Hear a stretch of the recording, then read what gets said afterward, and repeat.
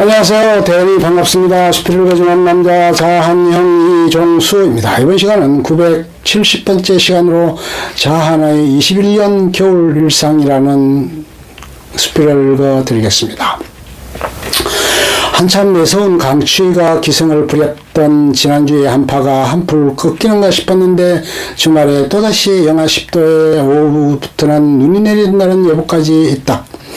사회적 거리두기 단계를 코로나19 확진자 수가 400명대로 내려갈 경우에 고려할 것이라는 방역당국의 발표가 있었다. 올 7월의 올림픽 개최를 앞두고 있는 일본도 매일 7,000명대의 확진자들이 나오고 있는 상황이니 제대로 올림픽이 개최될 수 있을지도 알 수 없는 상황이다.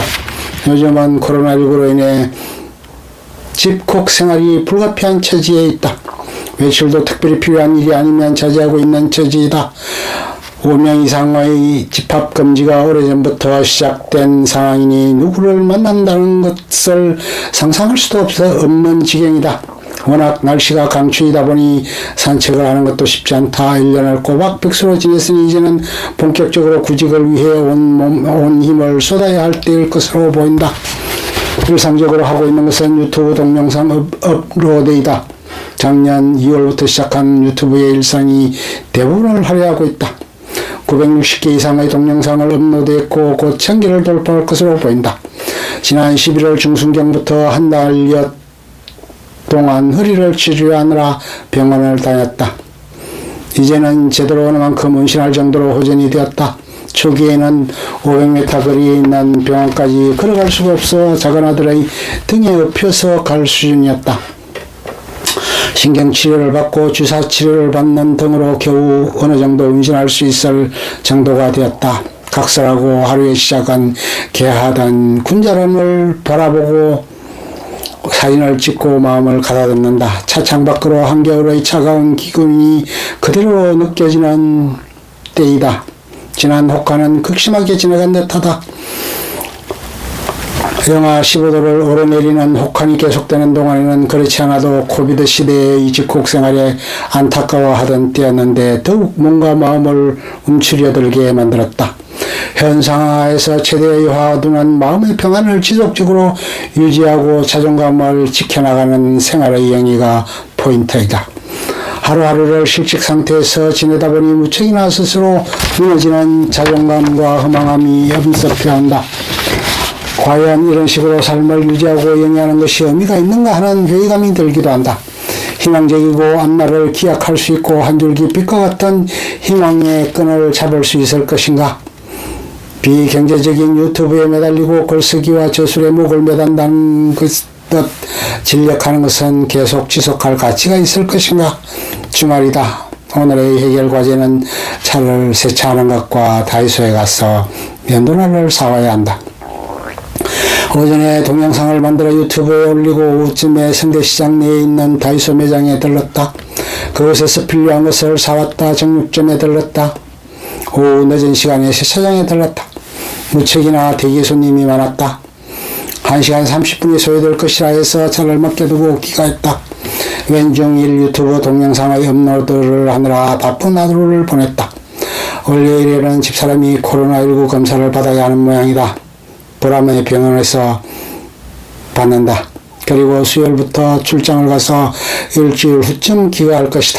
지난해에도 그랬는데 올해도 어김없이 출장을 가게 됐다. 호레비 생활을 일주일 동안 해야 할 것이다. 오후 4시 30분경에 세차된 차를 찾으러 갔다. 그 전에 농협마트에 들러 계란과 양파, 단감을 갖고 갔다. 차를 찾아서 귀가했다. 본래는 하부 세차까지 하려 했는데 추가 비용 부담도 만만치 않았고 곧 또다시 눈이 올 것이라는 눈 소식도 있어 다음 기회로 미뤘다. 내일은 아침 최저기온이 영하 10도로 내려간다는 일기예보가 있다. 사회적 거리두기에 대한 방역당국의 발표가 오전 11시에 있었다. 5인 이상 집합금지와 2.5단계는 그대로 2주간 더 연장하는 것으로 결정이 되었다. 실내 스포츠 시설, 기타 스키장 등의 영업은 방역 지침을 지키는 조건 하에 조건부 영업 허가가 되는 한국이다. 다소 영업 제한 사항이 완화되기는 했으나 참으로 쉽지 않은 소상공인의 영업 상태이다. 서울시장에 대한 후보자들의 윤곽이 서서히 나오고 있다. 박 장관은 아직도 출마에 관한 명확한 입장을 발표하고 있지 않은 상황이다. 박 장관이 출마를 하지 않는다는 가설하에 전임 기재부 장관의 첫 출설이 나오는 처지다. 하나는 패널 변호사의 논평으로는 흘러간 물이고 지나간 소설이라는 식이다. 현 정부의 부동산 실정 등의 주 당사자인 분이 어떻게 서울시정을 책임진다고 할 수 있다는 점이다. 이럴도 이젠 보름난 짓이 남았다. 다음 주 월요일에는 대통령의 연두 기자회견이 있다. 여러 가지 질의가 폭주할 것으로 보인다. 특히 부동산과 두 전임 대통령에 대한 사명과 관련된 입장 발표가 관건일 것이라는 예상이다. 집콕 생활이 오래 계속되다 보니 별의별 잡념이 다 든다. 하루하루의 일상이 소중하고 귀한 것인데도 무의도식하고 있는 것은 아닌지 모를 일이다. 활력있고 희망찬 나날들을 보낼 수 있는 기회들을 갖고 싶어진다. 봄이 기다려지는 요즘이다. 봄이 오기 전에 기억되는 명기가 있다. 한 마리의 제비가 봄을 오게 할 수는 없지만 그 한 마리의 제비로 인해 봄은 기어코 오고야 만다. 예전 민 대법관이라는 분이 재판에 소수 의견을 내면서 한 명언이란다. 아직은 소수 의견이어서 때가 이러지만 시기가 무르익으면 결국 소수 의견의 내용대로 세상은 변화하고 그렇게 발전될 것이라는 의미를 담고 있다. 봄이 되면 코로나19에 대한 백신도 맞을 수 있을 것이고 코로나도 어느 정도만큼 진정 국민에 접어들지 않을까 기대가 된다. 희망 가득 찬 기축년이 되기를 소망해본다.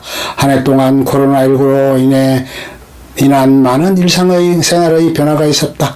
여러모로 구직을 위해 애를 써왔지만 모두 회사했다. 새해에는 그래도 신랄 같은 구직에 대한 희망을 가져본다. 끝. 좋으면 좋아요, 구독, 알림 설정 눌러주세요. 감사합니다.